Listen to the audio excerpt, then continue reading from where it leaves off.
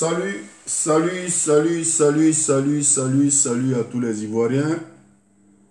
Les Ivoiriens qui sont connectés sur Facebook, les Maliens qui sont connectés sur Facebook, les Ivoiriens qui sont connectés sur TikTok et les Maliens qui sont connectés sur TikTok.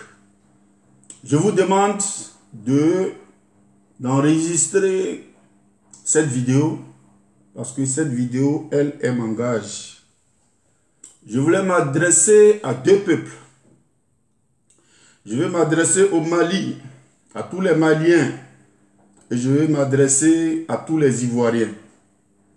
Si vous m'entendez très bien sur Facebook, comme sur TikTok, celui qui peut enregistrer, peut enregistrer. Voilà. Vous me voyez ce matin. Je suis un ancien militaire et toute la Côte d'Ivoire le savent. Toute la Côte d'Ivoire le sait ou ne sait pas. La Côte d'Ivoire le sait. J'ai pris mon adresse pour qu'il manque. Donc, comprenez-moi comme ça. Prenez l'essentiel de ce que je vais vous dire. Ne cherchez pas à fouiller dans le français parce que je ne suis pas français. Je suis Dida de la Kota. Donc, je vais me débrouiller pour vous parler dans mon français. Donc, tous les Ivoiriens le savent. Voilà. On dit tous les Ivoiriens le savent. Bon. Ok. Donc, chers pères, chers frères, vous me voyez en tenue militaire. Parce que je fus un ancien militaire. Commando parachutiste. Après, j'ai été à la Marine nationale. 6 ans de service à la Marine nationale de Côte d'Ivoire. Donc, j'ai connu la guerre. Donc, je connais les conséquences de la guerre. Et je connais les avantages de la paix. Je n'ai pas porté ce treillis comme tout autre qui viennent porter treillis parce qu'ils ne connaissent pas la valeur du treillis. Ils ne savent pas comment on obtient un treillis. Comment on donne treillis à quelqu'un. Pourquoi on donne treillis à quelqu'un. Qu'est-ce que ça doit servir. Ils ne connaissent pas mais ils portent parce qu'ils ont leur caméra. Ça c'est eux qui voient. Je veux porter ce treillis parce que je suis devant un peuple dirigé par un homme en tenue. Son Excellence, comment il s'appelle? Assimi Goïta. Le capitaine Assimi Goïta, il est un homme en tenue. Donc je porte cette tenue pour représenter le président malien. Vous voyez, et en même temps le peuple malien. Vous voyez, ce drapeau est un drapeau du RHDP, c'est-à-dire le drapeau de son Excellence Alassane Ouattara. Donc je suis alassaniste. Cette chemise, c'est la couleur du RHDP, c'est-à-dire la couleur de son Excellence Alassane Ouattara. Ce t-shirt est un maillot de la Côte d'Ivoire. Donc un maillot de tous les Ivoiriens. Un drapeau de tous les Ivoiriens. Et je me mets devant vous pour m'interroger, pour parler à ces deux peuples, à ces deux nations.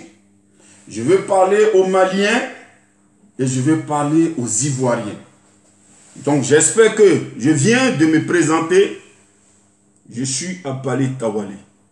Pour tous les Maliens qui ne me connaissent pas, je suis aussi un artiste sur YouTube. Donc si vous me cherchez, vous pouvez me trouver. Donc ce que je dis doit être vraiment enregistré et par les Maliens et par les Ivoiriens. Celui qui est prêt pour enregistrer peut enregistrer. Parce que nous allons partir dans les minutes qui suivent. No stop. Pas d'appel. Je ne lis pas les commentaires. Donc, je veux juste parler de ce qui vient de moi. À tous les Ivoiriens, le samedi, nous avons un match de football contre le Mali. Nous avons un match de football contre le Mali. Nous n'avons pas une guerre contre le Mali. Nous ne jouons pas contre Assimi Goïta. Le président, son excellence Alassane Ouattara, ne joue pas contre le président Assimi Goïta. Pour tous les Ivoiriens qui veulent bien comprendre, peuvent comprendre. Nous ne venons pas pour un match de guerre. Nous venons pour un match de foot le samedi. Il faut que ça soit clair dans les oreilles de tous les Ivoiriens, de tous les Maliens. Je vois certaines vidéos dans ces temps. Côte d'Ivoire, Mali, c'est un rembat. Côte d'Ivoire, Mali, on va s'attendre. Donc, Mali, c'est le jour, le samedi, ils vont voir. C'est là, on va voir. Chers Ivoiriens, pour un Ivoirien qui ne connaît pas l'histoire de la Côte d'Ivoire, j'aimerais te rappeler ce matin. La Côte d'Ivoire est passée après la mort d'Houphouët-Boigny. La Côte d'Ivoire a suivi un coup d'État. Si tu n'as pas vu ça, il y a des Ivoiriens qui sont morts pendant ce coup d'État. Il y a des Ivoiriens qui ont été emprisonnés, il y a des Ivoiriens qui ont disparu pendant ce coup d'État. Après le coup d'État, la Côte d'Ivoire a connu une rébellion. Une rébellion encore qui a enterré certains Ivoiriens. Les Ivoiriens ont perdu leurs sœurs, ils ont perdu leurs frères. Beaucoup ont perdu leur boulot, beaucoup ont perdu les membres de leur corps. Donc on a vécu, en plus du coup d'État, on a vécu une rébellion qui nous a fait pleurer. Après cette rébellion, la même Côte d'Ivoire a connu un affrontement, une guerre entre Ivoiro-Ivoiriens.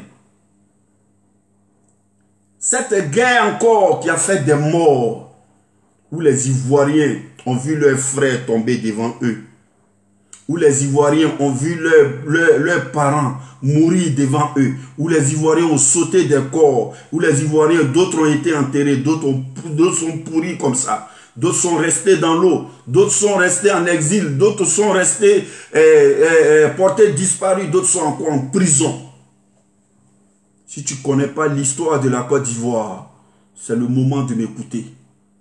Je suis un militaire, j'ai vu ce que tu n'as pas vu. Je ne suis pas parmi les militaires où ils ont tiré le premier coup qui sont partis. La guerre s'est passée devant moi et la guerre s'est terminée devant moi. Je ne suis pas là pour chercher l'amour de quelqu'un. Je ne suis pas là, à 50 ans bientôt, on n'a plus besoin de chercher qui va m'aimer, qui ne va pas m'aimer. Dans 2 ans, j'aurai un demi-siècle, même je peux dire dans 1 an, parce qu'en mars, 25 mars prochain, j'aurai 49 ans. Je ne suis pas un enfant. J'ai servi l'armée de Côte d'Ivoire de 2002, disons 2003, le 6 janvier 2003, jusqu'en avril 2012.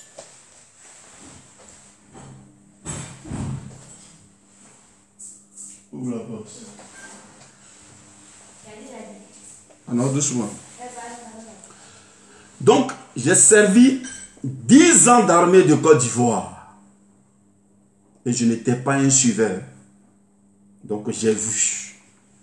J'étais à la force spéciale au 1er bataillon de commando parachutiste avant de venir à la marine. J'étais un encadreur, c'est-à-dire un formateur des nouveaux arrivants au 1er bataillon de commando parachutiste. Donc, je sais de quoi je vous parle. J'ai vu des Ivoiriens qui sont tombés.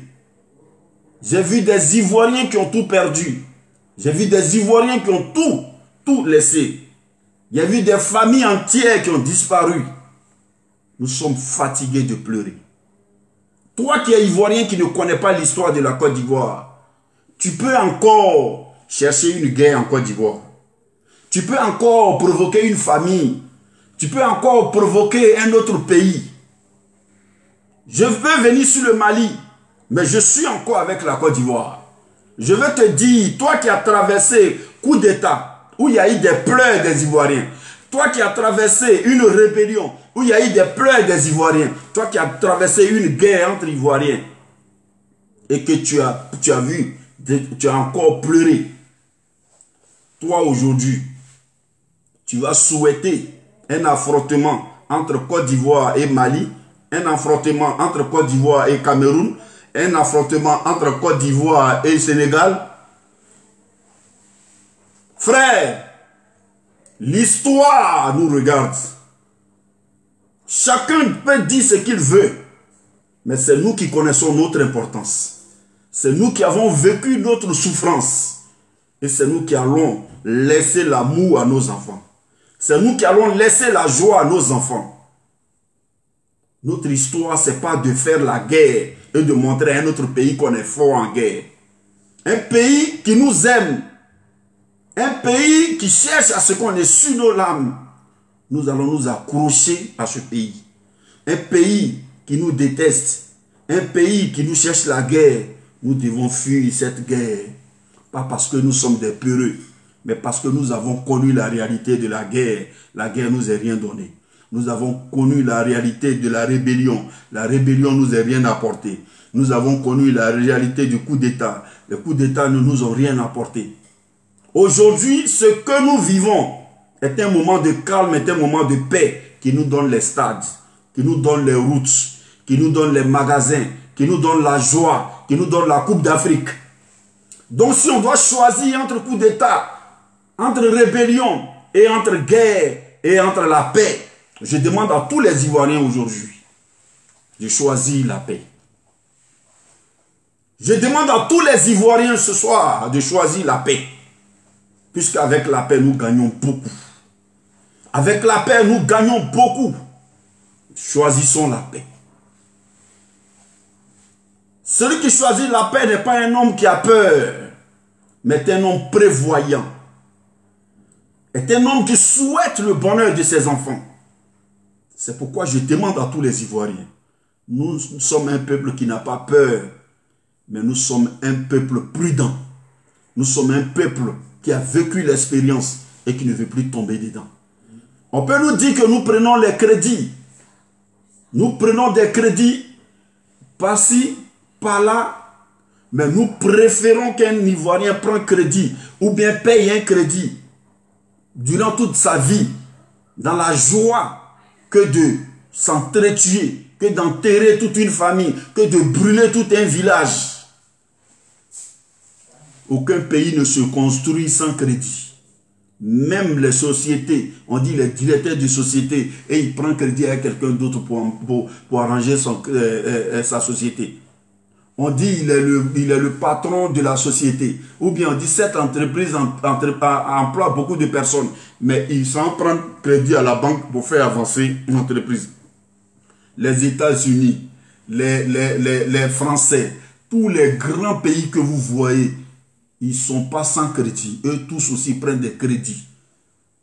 Donc si, que ce soit un pays des Blancs, que ce soit un pays de Noirs, que ce soit n'importe qui peut nous apporter le crédit pour développer notre pays qui vient de la guerre, de la rébellion et de coups d'État, que de nous envoyer des armes pour nous tuer ou bien pour s'entretuer, des machins pour se découper, nous préférons payer des crédits qui construisent des ponts, des crédits qui construisent des stades, des crédits qui construisent des routes, des crédits qui envoient des magasins, des péages, que de payer des crédits de mort, d'enterrer nos frères. Nous venons de très loin.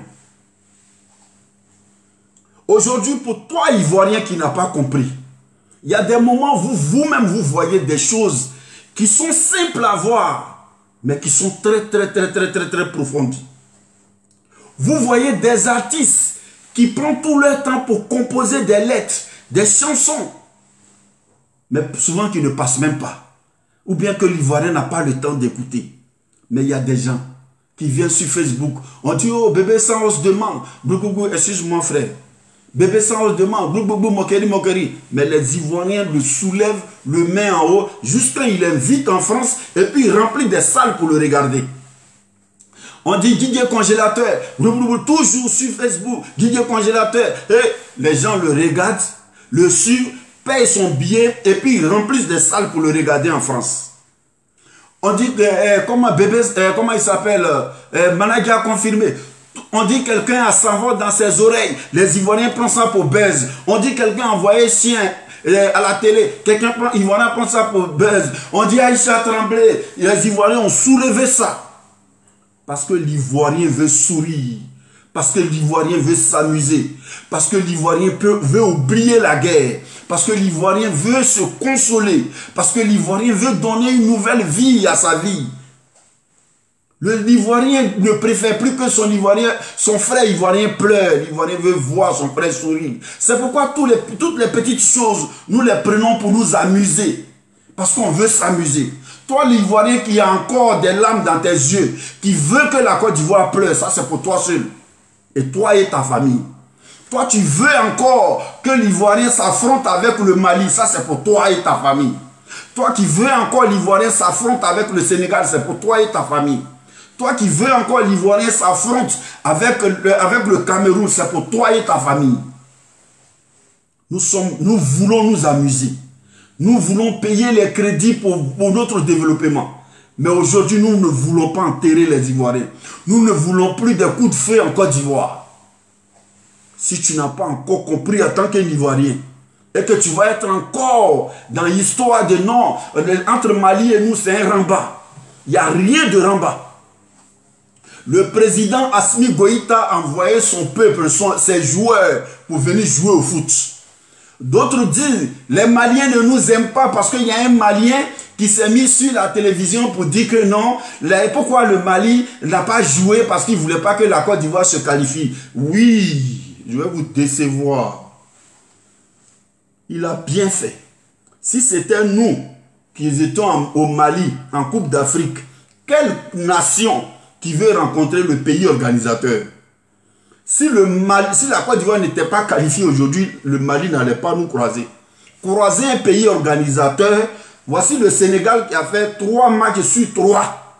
Mais croiser un pays organisateur, c'est une autre réalité. Parce qu'il y a la fierté, il y a l'orgueil, il y a le public, il y a le président, il y a tout. Il y a une pression. Donc qui allait souhaiter que la Côte d'Ivoire avance? Et que quand nous, les Ivoiriens, quand on joue au Maroc et qu'on souhaite qu'on veut croiser le pays organisateur, si on joue au Cameroun, est-ce qu'on veut croiser le Cameroun en finale? Qui souhaite à croiser le pays organisateur? Comment le Mali n'allait pas souhaiter qu'on élimine la Côte d'Ivoire? Eux, ils ne voulaient pas croiser la Côte d'Ivoire. Eux, ils voulaient que la Côte d'Ivoire tombe pour qu'ils croisent autre pays, pour qu'ils se jouent entre étrangers et étrangers. Mais aujourd'hui, ils sont confrontés à la réalité. Voilà pourquoi ils ne devaient pas souhaiter croiser la Côte d'Ivoire. Ne veut pas dire qu'ils n'aiment pas la Côte d'Ivoire. S'ils ne voulaient pas la Côte d'Ivoire, où on était leur ennemi, ils savaient que c'est un seul ennemi. Vous pensez qu'il y a des Maliens, il y a des Maliens qui sont quittés aux États-Unis. Il y a des Maliens qui sont quittés dans tous les pays qui sont en Côte d'Ivoire en ce moment. Vous pensez que s'ils n'avaient pas confiance en la Côte d'Ivoire, ils allaient venir? Vous pensez que s'ils voyaient que c'est la guerre entre Ivoiriens et Maliens, ils allaient venir? Mais c'est le jeu, c'est le foot qui allait souhaiter croiser le pays organisateur. Donc ça allait commencer par le Mali. Le Mali n'allait pas souhaiter. Aujourd'hui, jouer contre la Côte d'Ivoire, c'est une autre pression pour eux. Donc ils avaient raison de vouloir que la Côte d'Ivoire soit éliminée pour qu'ils soient plus à l'aise dans la compétition. C'est une compétition. Si les règles où on a perdu des matchs, où on a été 3e, ça nous a repêché.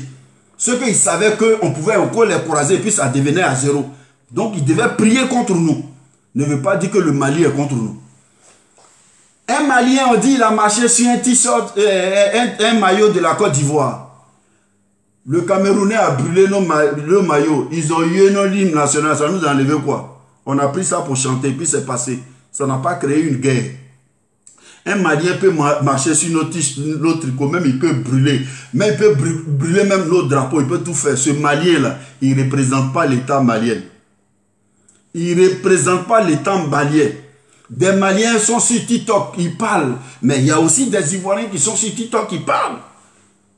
Mais est-ce que ces Ivoiriens-là représentent les Ivoiriens? Ceux qui sont sur TikTok, sur leur téléphone, est-ce que c'est eux tous les Ivoiriens? Tous ceux qui sont sur TikTok, tous ceux qui sont sur les Facebook, qui disent Mali, Mali, c'est qui les a choisis dans la Coupe d'Afrique là, que allez-y parler aux Maliens?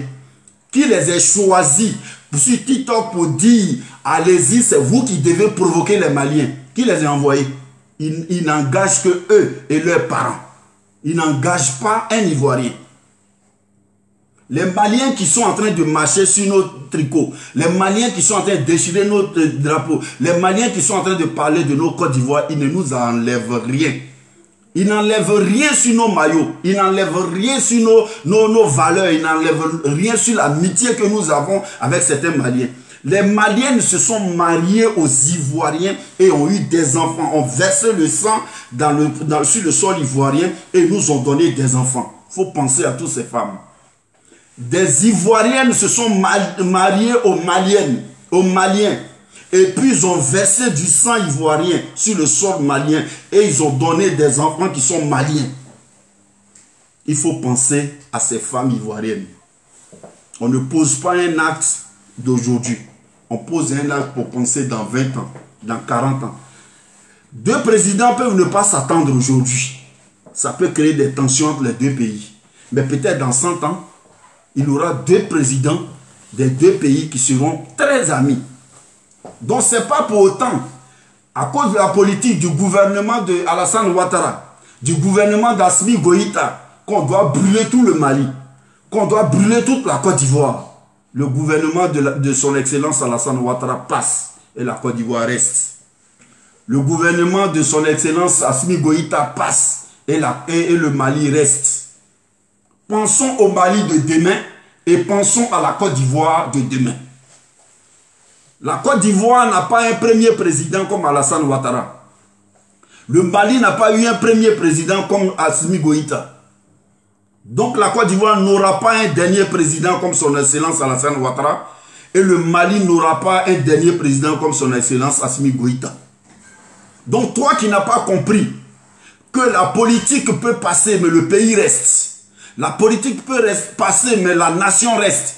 Et que tu dois mélanger deux présidents, deux gouvernements pour brûler deux nations, c'est que tu n'as rien compris. Et aux côtés du Mali et aux côtés de la Côte d'Ivoire. La Côte d'Ivoire, vous avez une grosse responsabilité aujourd'hui. Le Mali est comme œuf aujourd'hui. Vous êtes le caillou. Quand l'œuf tombe sur le caillou, l'œuf se casse. Quand le caillou tombe sur l'œuf, l'œuf se casse. Aujourd'hui, vous êtes le caillou. Et puis le Mali, c'est l'œuf. Le Mali vient sur vous. La pression doit être sur vous. Parce que vous devez vous arranger à tous les prix pour protéger les Maliens. Ça, c'est notre devoir. Que le Malien provoque palabre ou pas, si vous êtes tombé dans le piège, vous avez tort. Si c'est un Ivoirien qui provoque palabre ou pas, et que vous tombez dans ce piège, vous avez tort. Peu importe l'histoire où ça va quitter, que ça sorte du Malien, ou bien que ça sorte d'un Ivoirien, l'Ivoirien est tenu à tout faire pour ne pas que la communauté malienne ait un problème en Côte d'Ivoire. Vous devez surveiller les Maliens. Vous devez protéger les Maliens. Les Maliens sont dans votre main. Les Maliens ont laissé leur sol. Ils ont laissé leurs enfants. Ils ont laissé tout. Et ils sont dans votre main. Ce sont des étrangers. Vous devez vous occuper d'eux. Vous n'allez pas vous occuper des gens qui ont parlé sur TikTok pour aller avec machette au stade. Vous n'allez pas vous occuper des gens qui ont parlé sur Facebook pour pouvoir casser les magasins de Maliens. Pour pouvoir gâter l'amitié qui est entre vous. Celui qui est sur TikTok, c'est lui qui voit. Peut-être qu'il n'a jamais connu un frère malien. Celui qui est sur TikTok ou Facebook, celui qui voit. Peut-être qu'il n'aura plus jamais d'amis, de frères, de connaissances maliens. Ça, c'est lui qui voit. Mais vous, Ivoire, tant qu'Ivoirien, le monde entier vous regarde.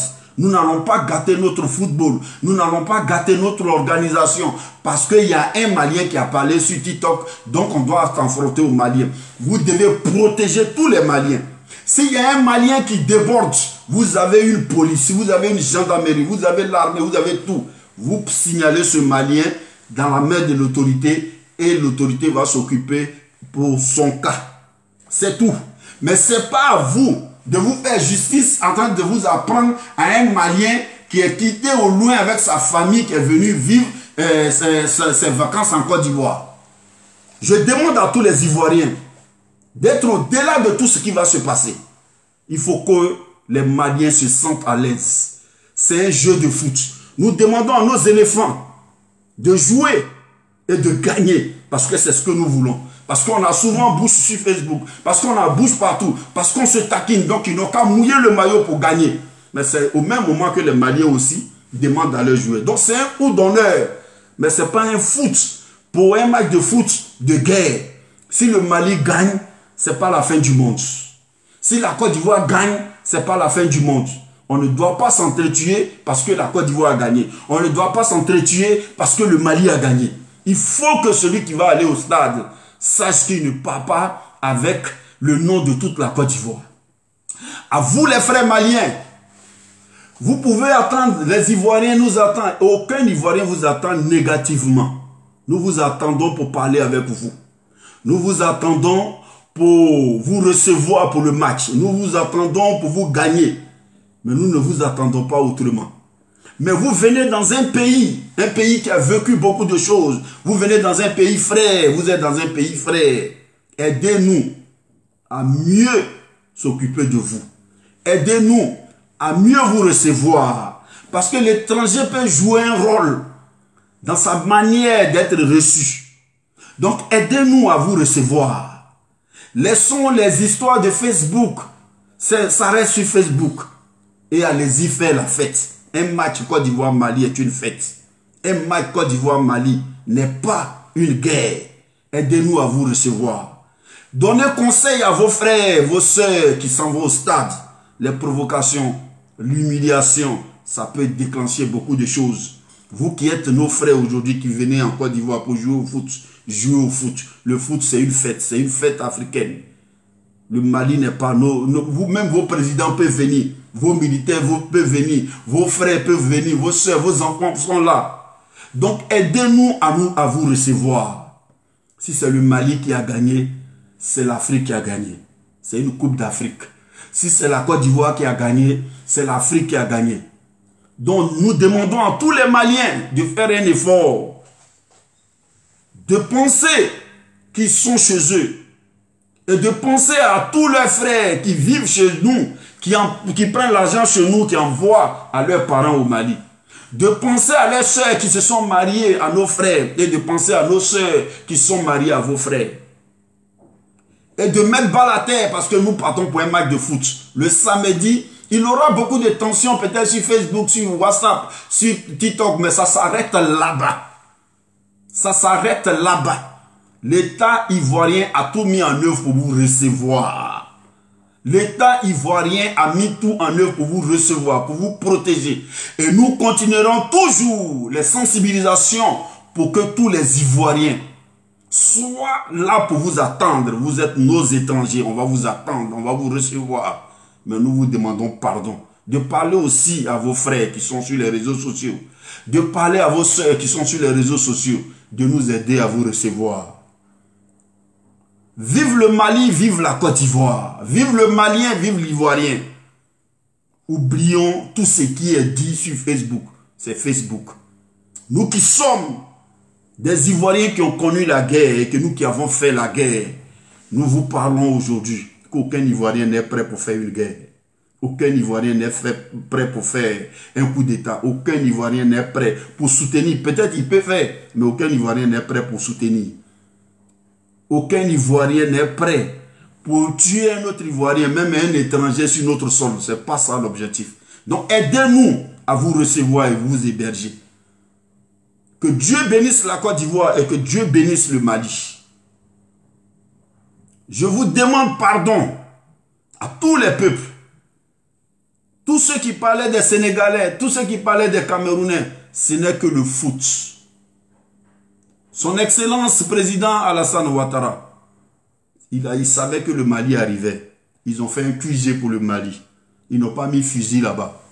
Ils n'ont pas mis camp militaire là-bas. Donc pour vous dire qu'on vous attend dans la joie pour le foot.